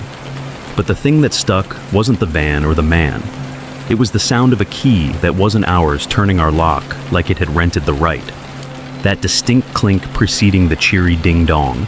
The way those two notes made the room feel safe for half a breath. Safe enough to say yes, before the map shifted and I was 20 paces from the only exit, counting them in my head. I keep hearing it now, even with the new hardware. Not the siren we never used, not the alarm's chirp as it arms, but that bright door chime, domestic, harmless, blinking in my mind like a metronome for caution. When I'm alone and the building is a hollow, I'll stop mid-set and listen. The eucalyptus, the low hum of the AC, the faint metallic smell of iron and chalk. Nothing else. And yet I picture the van just where it was, 50 feet past the edge of my seeing, idling with its lights off. I picture a hand with a key I don't recognize, working at a lock I pay for. Somewhere between those two is the image that won't let me finish the night without looking up at the glass. A man sitting exactly inside the door, as if he lives there, scrolling through a list of places he'd rather be, waiting for me to come close enough to read.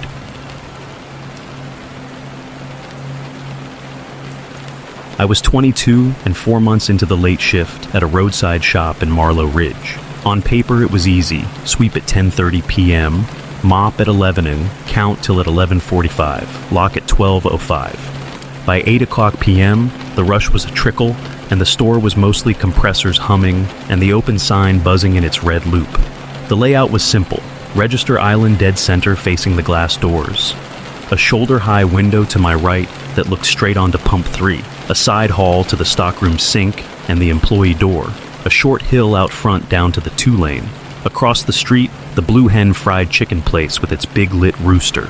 The pumps threw a wash of light over the lot, but the strip of grass by the window was a blind spot. If you stood in it, you could watch me without being fully seen. At 7:42 p.m., he came in the first time, mid-30s, jittery, chewing his lip raw, a navy hoodie with the hem chewed too. He fumbled his card like it was greased. I did everything but his PIN. The debit machine beeped, his knee bounced. He left smelling like cold smoke.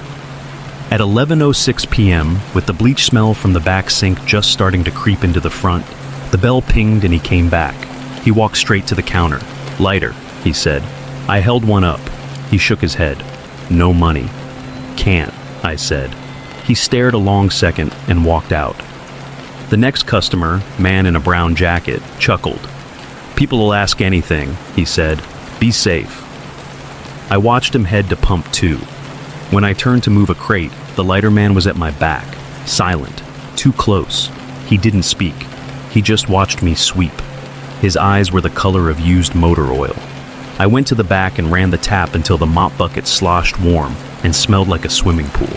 At 11:14 p.m., I came out again with the receipt printer in my hand like a prop, and he was still there, standing in the blind strip by The window, watching through the glass with his chin tucked, like the glass was a one-way mirror, only he understood.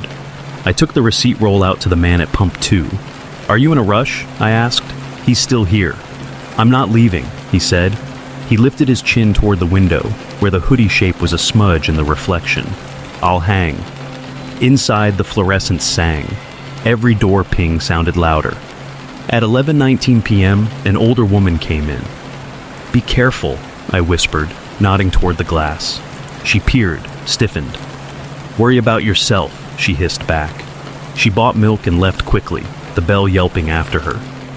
He drifted, a tide coming and going against my glass. Sometimes he stood with his back to the window like he was waiting for someone else. Once, he cupped his hands to the glass and peered in as if the store were an aquarium. I kept moving, wiped the coffee station, straightened the gum, clicked the cash drawer, just to hear something that belonged to me. At 11:27 p.m., 2 girls I knew came in, Kira and her girlfriend, on their way back from a movie. We kept our voices low. "He threatened to throw a rock," Kira's girlfriend said. "Said he'd smash the glass and take what he wanted." The bell pinged again. A woman from the lot leaned in the door. "Call the cops," she said. "He's talking about her car." My hands went stupid. 3 different numbers ran through my head, and none of them were the one I needed. Kira took my phone. "I'll call," she said. "Breathe." At 11:31 p.m., my mom's truck pulled in like a miracle, white headlights up the hill. I ran to her, words tumbling. She put an arm around me and walked me back to the door, slow, like we owned it. The man had crossed the street by then, climbed the hill, and sat at the Blue Hen entrance under the rooster sign. He slouched there like a forgotten bag. The pumps hummed. The air smelled like fry, our oil and cold rubber.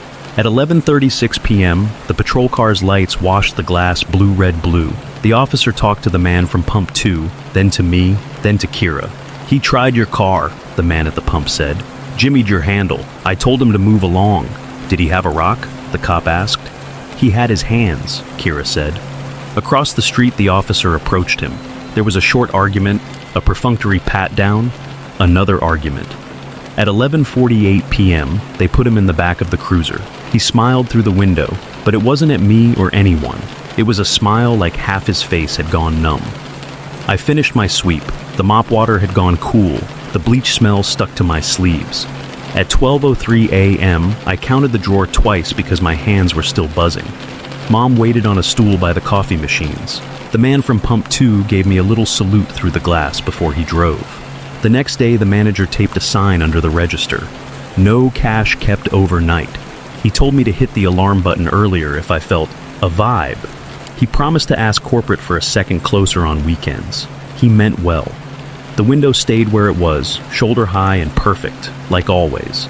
Small changes stuck. I lock my car now the second my foot's in, even if I have to lean back for my bag. I keep my keys on a clip. I don't mop with my back to the glass. I don't sell lighters after 11 unless someone shows me cash first. It's not a policy. It's a superstition. People asked what was so disturbing about him. It wasn't the hoodie or the lip or the way he moved like a shadow you can't catch. It was the way he made me part of his evening, like I was an errand on his list, not a person who could tell him no. It was the moment at 11:24 p.m. when I rounded the counter and he was right there, silent, so close that I could see the glass's faint reflection of his face inside the black, the cheap lighter. He hadn't paid for Imagine between us like a promise. The image that won't leave is simple. My car under pump 3, night air like metal in my nose, and his hand, dry, patient, hooked under the handle, testing, like a person checking a door in a hallway to see which one opens. I don't know what would have happened if pump 2 had left, if my mom's headlights had come 2 minutes later, if the girls hadn't walked in with laughter that didn't belong to him. The cops said loitering and disorderly. And the report will live as a line in some system. When the store is quiet now, past 11:00, I turn off the coffee warmer so I can hear the lighter click if it ever happens. The tiny, unmistakable rasp of a wheel in flint that I'm sure I'd recognize through glass. I haven't heard it yet. I still sweep. I still mop. The open sign buzzes red, and the window keeps doing what windows do, letting in whatever looks back.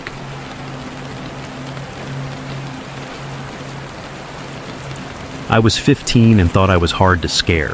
At 10:12 p.m., I sat on the exterior stair of a rundown motel, flipping a magazine and pretending I lived there on purpose. The air smelled like old bleach and fried food. A soda machine hummed. Down on the strip, a neon sign snapped on and off with that insecty buzz. Map of the place. A 2-story L-shaped building around a cracked parking lot. Metal stairs at each corner, hollow underfoot. My room was on the ground floor near the office. Door, bed, cheap dresser, a landline with a beige coiled cord. The second floor ran past the ice machine alcove to a deep corner where the lights flickered and the rooms felt blind from the lot. If you stood on my stair, you could see the office glass and the street. From the far corner, you couldn't see anything but doors. He walked up the walkway at 10:18 p.m., late 30s, graying buzz cut, jaw full of chew or nothing at all. "Why are you sitting out?" he asked. "You a cop?" I said, because I was stupid and a runaway and wanted to signal I didn't want cops. "Do I look like a cop?" he said. He didn't. He said he had alcohol in his room, and I could have some. Free anything sounded like safety then, like proof I belonged to nobody.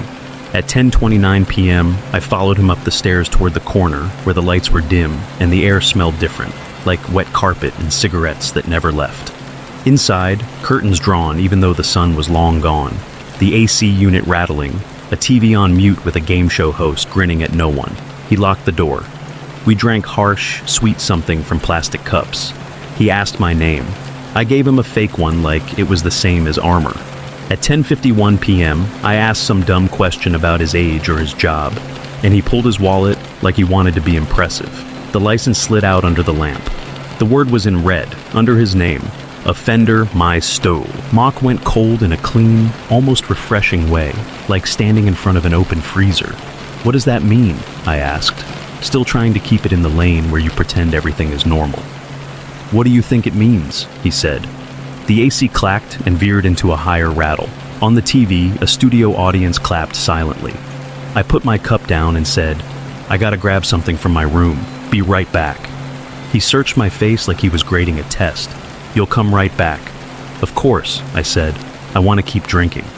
At 10:55 p.m., the door opened and another man slipped in. Older, taller, wearing a ball cap low. He saw me, smiled like he knew a punchline, and nodded at the first guy. They didn't speak. It made my ribs feel tight. "Which room?" the first one asked, casual. 209, I lied, picking a number that sounded like it belonged upstairs. He unlocked the door. He let me go. I walked the rail like a sleepwalker until I hit the stair. Then I went fast without looking like I was running, down the hollow steps, across the lot to my door. The keycard light blinked red, green, like it couldn't decide if I lived there. The smell of the room hit me when it opened, cleaner over smoke, that motel nothingness. I shut the door, turned the lock, turned the deadbolt. The room phone sat on the nightstand with the curly cord coiled like a snake. It was suddenly the most important thing in the world, the line that connected my room to any other room. At 10:58 p.m. it rang.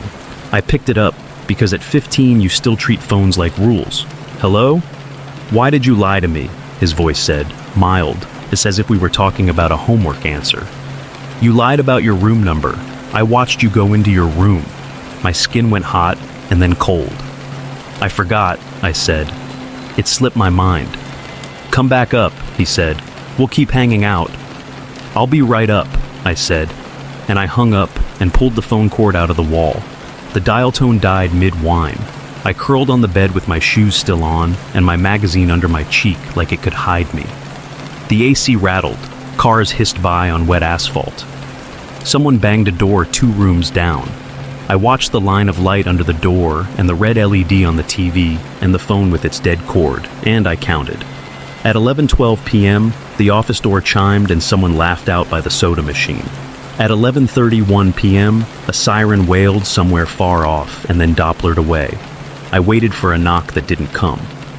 I don't know why he let me leave. He didn't have to. No one knew my name, not my real one, not there. I had no ID. I was using a name that felt like a borrowed jacket. Fits until someone tugs the sleeve. In the morning, I told my sister a version where he was just a creep and I was fine. We moved motels 2 days later because she wanted a pool. Years later, I learned what A fender in red can mean on a state ID. It is not a joke. It is not edgy. It is an index card in a drawer with a case number. It is a thing you only get printed on an ID when a court or a parole board makes it true. That is the concrete part I can't talk my way out of. That word on that plastic, under his name, under the lamplight, read as if it were warning me personally. After, I change small habits in ways that make you look paranoid until you need them. I don't sit on exterior stairs at night. I won't follow anyone to just one drink, not even when I'm the one who wants it. I leave a door on a chain and stand inside it to talk. I learn how the room phone works the second I see it. What button calls the front desk, whether you can dial out on a 9. I don't give my room number to anyone who asks. I use the peephole even when I think I know who's there. But there are still late night sounds I don't like. A phone ring in a movie that's the same tone as that motel phone. The rattle of a window unit kicking from low to high. The soft thunk of a keycard reader cycling red, green, like it's deciding about you. Sometimes I'll be in a perfectly fine hotel for work, and the landline will sit there by the bed like a prop from a time when a line tied every door in the building together, and I'll unplug it before I sleep. It's a little ritual now. The coil slackens, the dial tone goes silent. The room feels like it belongs to me again, for a few hours anyway.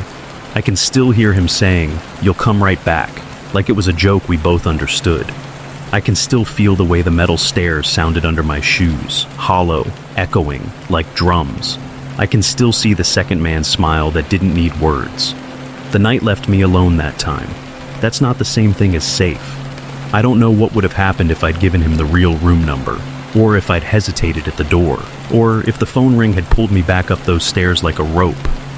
The image that won't budge is small and flat and plastic, held under a yellowing lamp. A name I didn't ask for, and under it, in red, the truth I ignored until it could have been too late.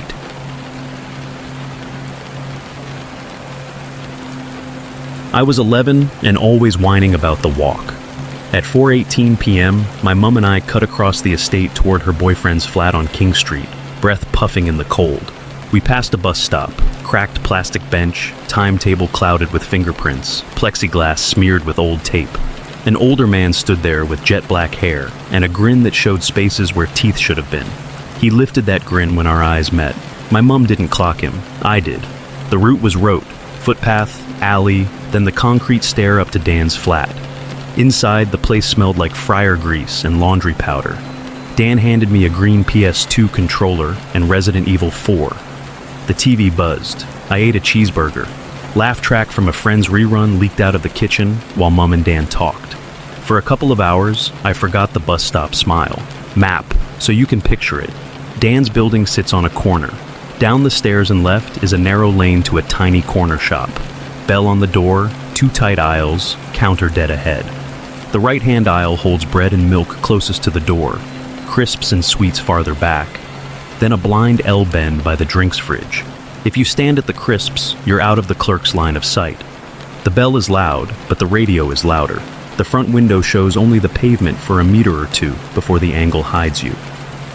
At 6:01 p.m., Mum said we needed milk and bread. We bundled up. The night had that metallic, frozen smell. Inside the shop, the air was warm and stale. The bell rang behind us, ding, a little warped. "Want anything?" Mum asked. "Chocolate? Crisps? Salt and vinegar?" I said, and peeled off down the right aisle. Fluorescence hummed. A cooler motor thrummed. I traced the rows of crisps with a finger, the packets crackling under my nail. At the end of the aisle, a face stared from the bend. The bus stop man. Same black hair, same grin. I looked away hard, pretended I hadn't seen. I picked a chocolate bar, then a bag of crisps, held them to my chest like a shield, and turned back toward the door. 2 hands slid under my armpits and lifted. My feet swung. I didn't process a voice, only the smell, stale cigarettes, something sour under it, and the jerk of motion as he pivoted toward the exit. The bell gave a second, brighter ding as the door pushed in, then out. I screamed. It came out high and ripped, like I was tearing fabric. Mum screamed back from the bread display, "Hey!" and her coat sleeves flashed in my peripheral vision. At 6:06 p.m., she was on him from behind, forearm across his throat. "Put him down," Dan barked, and grabbed my waist. The man stumbled. My feet hit tile. Something thumped. A carton of milk slipping from Mum's other hand, bursting across the floor. White puddle spreading, shining in the fluorescent light. That image is burned into me. Milk pooling by the threshold, my shoe print dragged through it. And above it, the man's grin turning into a snarl. He twisted, fast and weirdly strong. Mum's arm slipped. He bolted, shoulder checking the door. The bell clanged once, twice. The shopkeeper rushed out from behind the counter, radio still chirping a pop song, and yelled, "What happened?" "Call the police," Mum said, breathless, her hair fallen in her face. Dan held my shoulders. My chest heaved. My armpits still felt the shape of those hands. We gave a description. Black hair, late 50s maybe, smile with gaps, dark coat. The officer wrote it down and asked basic questions in that steady voice they use for car accidents and worse. At 6:22 p.m., blue lights smeared across the shop window, then were gone. "We'll look," they said. "Stay vigilant." We walked back through the cold, groceries in a fresh bag, the old burst carton still tacky on my trainers. I watched reflections in windows, every passing shape a possibility. Up the concrete stair, Mum locked the door twice, then slid the chain. Dan dragged the bookcase 2 inches across the carpet to brace it. A silly gesture that still felt like doing something. Mum made tea with hands that wouldn't stop shaking and kept touching my hair, smoothing and re-smoothing. Later, the corner shop rang to say the police hadn't found anyone. Nothing to update. "We'll review the cameras," the clerk said. "It's dark out there, hard to see." After, our habits changed in the small ways you don't notice until they're rules. Mum stopped to taking the lane at night. We took the long way by the lit main road. In shops, she kept me where the clerk could see, one hand always finding my sleeve. She taught me to plant my feet and drop my weight if someone ever lifted me again. Dan started walking us home, even for just milk. The PS2 stayed on, but I kept glancing at the window glass for faces. I learned the sound of the shop bell through the door, how a tug sounds different from a push. I told myself reasons. He'd been drunk, he'd confused me for a nephew, he was lonely. But there's only that one image that refuses a story. It isn't his grin or his hands or even the bell. It's the milk, the carton splitting on tile, the white tide, my print smeared through it while he tried to carry me out. The most ordinary object in the room turned to proof. This was not a misunderstanding. This was a taking. I never heard whether anyone found him. Whenever I pass that corner, even years later, I feel the air change. I see the blind bend of the crisps aisle, the way you're out of sight for 10 steps. I hear the bell from nowhere. I grip the strap of my bag and keep moving. At 9:47 p.m. that night, Mum checked the chain again and set out a spare carton of milk on the counter like a dare to the house. "See, we did the normal thing. We bought milk. Everything is fine."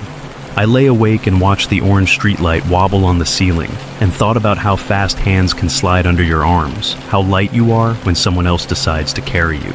In the morning, the milk in the fridge was cold and ordinary. The dented burst one had dried to a sticky skin on the bin bag. Every time I pour milk now, I think of the door, the bell, the wet print of my shoe crossing the tile, and how quickly the ordinary flips and doesn't flip back.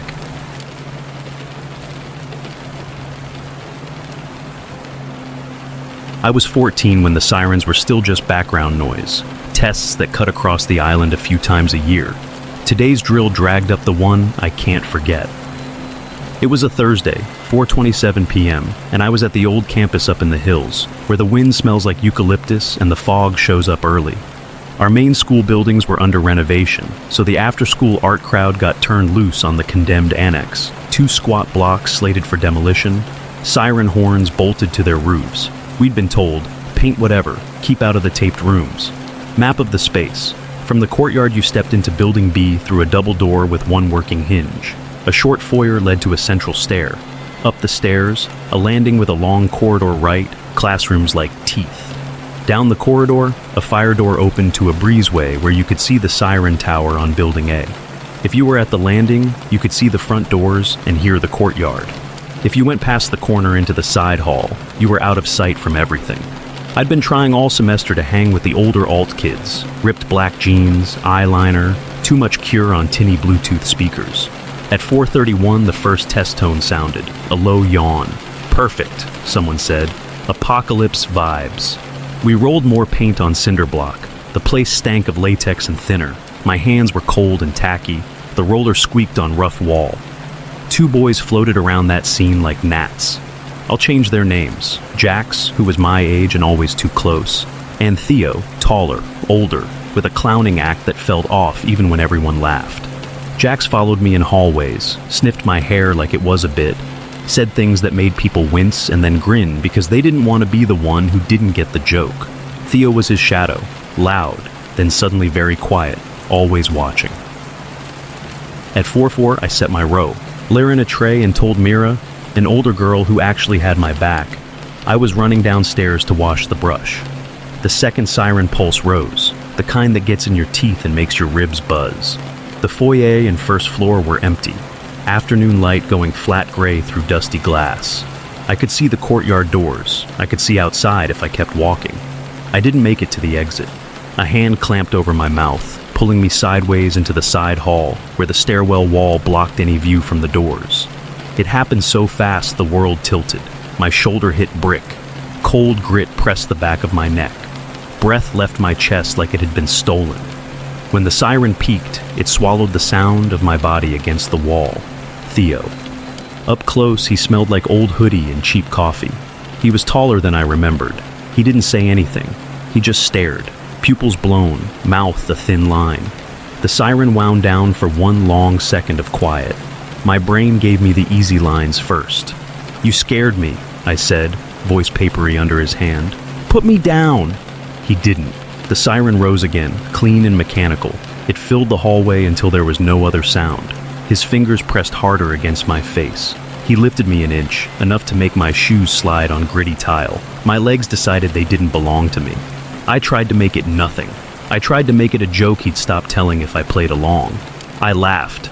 Tiny, wrong, because it was the only sound I could pull together. I remember the exact texture of the brick under my shoulder blade. I remember the metallic taste that hit the back of my tongue, like biting a battery. I remember thinking, stupidly, that I should have kept the roller in my hand like a baton. Then Mira leaned around the corner. I saw a sliver of her eye first, then her jaw set hard. She didn't hesitate. "Let her go," she yelled, and when he didn't, she stepped in and kicked him sideways in the knee, full force. The sound was a small, sharp thud under the siren's scream. He buckled with a surprised grunt, fingers loosening enough for me to twist free. She grabbed the neck of my hoodie and hauled me into the open stair, then the foyer, then out the doors and into light and air that felt like a different planet. We stood in the courtyard and breathed. The siren cycled down. "What the hell?" Mira said, loud, like we were in a fight and she wanted witnesses. I nodded because words hadn't come back yet. We didn't make it a thing. Not really. Someone spray-painted eyes on the hallway wall, and we called Theo a creep without committing to the full word it should have been. I told myself he'd been joking. I told myself the siren made it weird. I told myself a lot of small lies that lined up into one big one. Nothing happened. But here's the moment that won't bend. 4:46 p.m. My back against brick, his hand across my mouth, while the siren above us screamed. No metaphor there, just a snapshot. After that, I started leaving in pairs. I kept my phone in my pocket instead of my backpack. I mapped the exits in every building. Front doors, fire doors, windows with handles that worked. I stopped going to the annex alone, even when Mira said she was 2 minutes behind me. When the siren tests went off on other weeks, I felt the sound echo inside that blank hallway like a bad taste. Exactly the same note, exactly the same way it erased everything else. I drifted away from that group because they drifted away to high school, and I told myself that was why. I saw Theo again a year later leaning against a fence by the new campus, waiting for a girl who didn't know me. He did me, grinned like we were old friends, and wrapped me in a hug I didn't consent to. My arms went dead at my sides. I told a friend of a friend afterward, "He's not the right person." She said, "I know, he's rough with her," and looked at the ground like there was a line we both saw but couldn't draw. The siren tests kept coming, 3 times a year, always posted on some laminated schedule nobody read. Each time, the first wail took me back to that side hall. I'd think about how the noise was designed to warn, and instead became cover. I'd think about the stair landing, the one place you could be seen from the doors, and how quickly I'd been moved past it. I'd think about the abandoned rooms, science lab with half a skeleton, closet with the broken lock, and the way my brain had refused to imagine those as destinations in the moment, because imagination felt like invitation. These days, when I hear that tone and feel the same old nausea ride up my ribs, I do my small inventory. Doors, people, phone, who knows where I am? I tell the story to myself in the version where Mira doesn't walk around the corner, because the discipline of finishing that thought makes me take my precautions seriously on boring days. I've never decided what to call what happened. Attempt feels like a word other people deserve more. Assault drags me into paperwork no one asked for. What I have is the sound and the picture and the way I learned to navigate after. Jack stopped sniffing girls when teachers started noticing. Theo kept orbiting people I knew and then slid out of frame. I remember his eyes more than his face. Sometimes when the siren winds up now, a different image slides in over the old one. Mira's foot driving hard into his knee, his body giving way because human bodies do. The crack of authority in her voice when nobody else had offered any. It's the only frame that makes the rest of it sit down. The siren finished this morning at 10:01 a.m. The neighborhood dogs went quiet a breath before the tone died, like they'd learned the timing. I stood by my window and watched nothing happen. The street was normal. A bus hissed and pulled away. Somewhere a hammer went steady on a roof. I breathed in, and the air tasted like dust and coffee. Then, under the leftover ring in my ears, I thought I could hear a roller squeak on rough paint. I know that's just how memory works, a ghost sound spliced in. Still, I stepped back from the glass on instinct. The sound faded. The room went still. I checked the lock anyway and told myself what I always tell myself at the end of this story. It wasn't the siren's fault. It just told me what silence could be used for.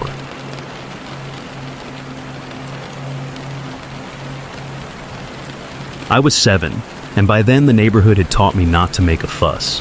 At 3:42 p.m., I was sitting on the concrete steps by Suncrest Arms with my friend Malik, a plastic walkie-talkie buzzing against my ear.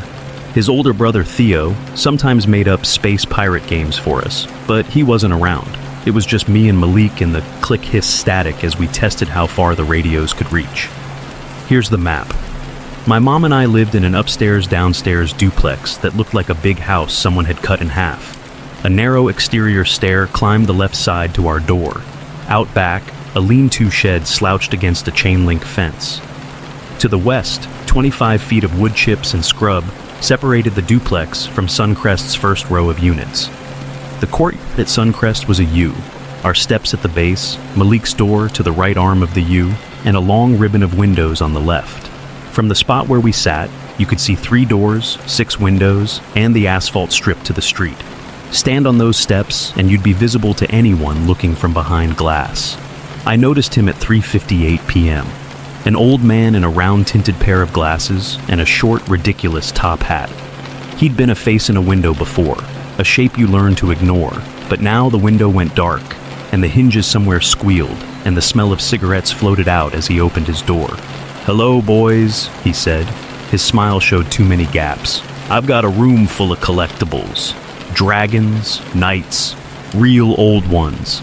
I glanced at Malik. We'd been waiting for our friend Fabian to get back from the mall. We were bored. Dragons and knights sounded like the inside of a game cartridge. "Can we see?" Malik asked, before I could get the word no to stick. The apartment breathed out heat, damp, musty, a warm, sour smell beneath the smoke that made me swallow hard.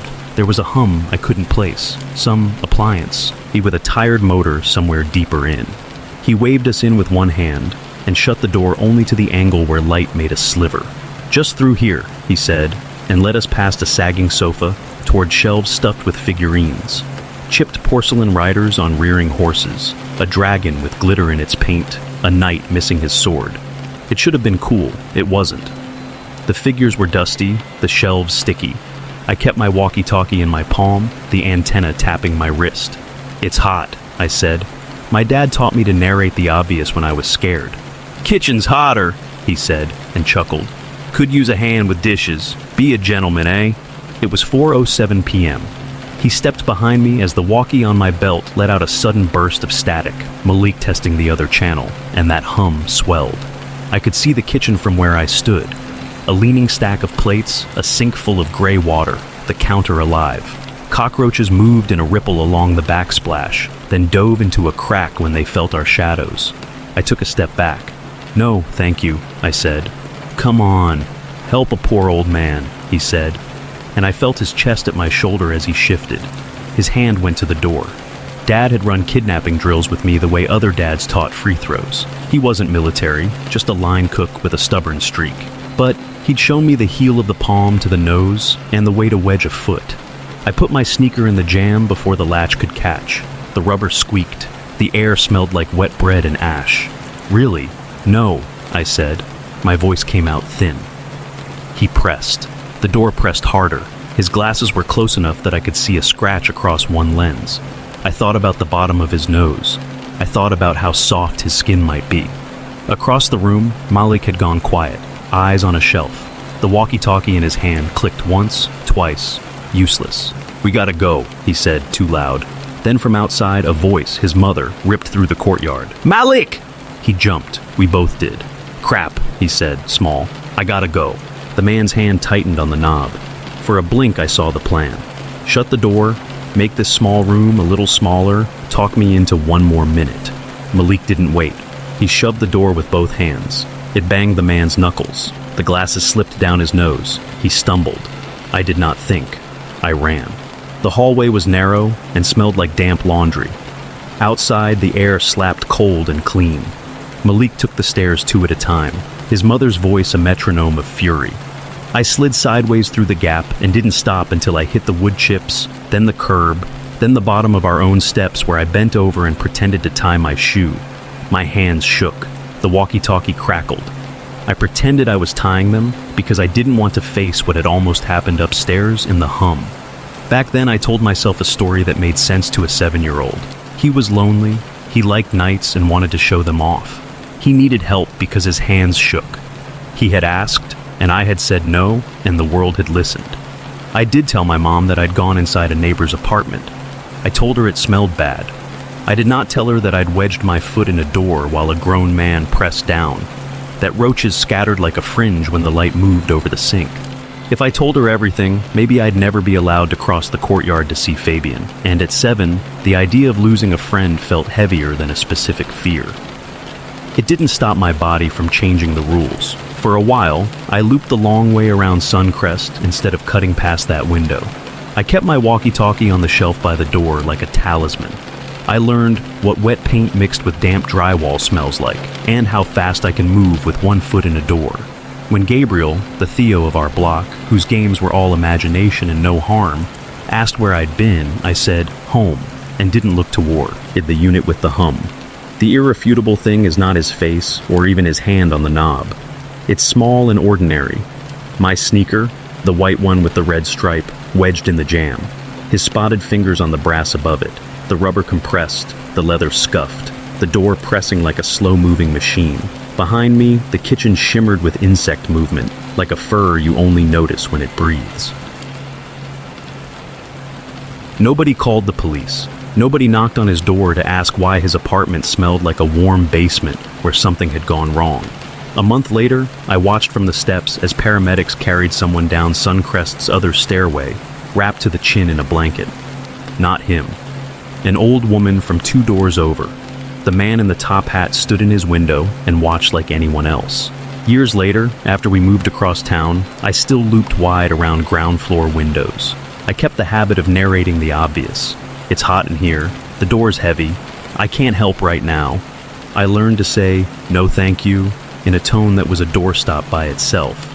And every now and then, walking past a thrift store with a shelf of dragon figurines, or hearing that low electrical hum from a soda machine, I'd see it again. The brass, the sneaker, the wedge. How little rubber it takes to change the story. I don't know his name. I don't know why his place smelled like that, or why the motor hummed, or what exactly would have happened if Malik's mom hadn't screamed when she did. I do know this. Sometimes danger wears a small hat and offers antiques, and the only thing between you and the dark inside is a scuffed sneaker, a crackle of radio static, and the luck of someone outside saying your name loud enough to break whatever was about to close.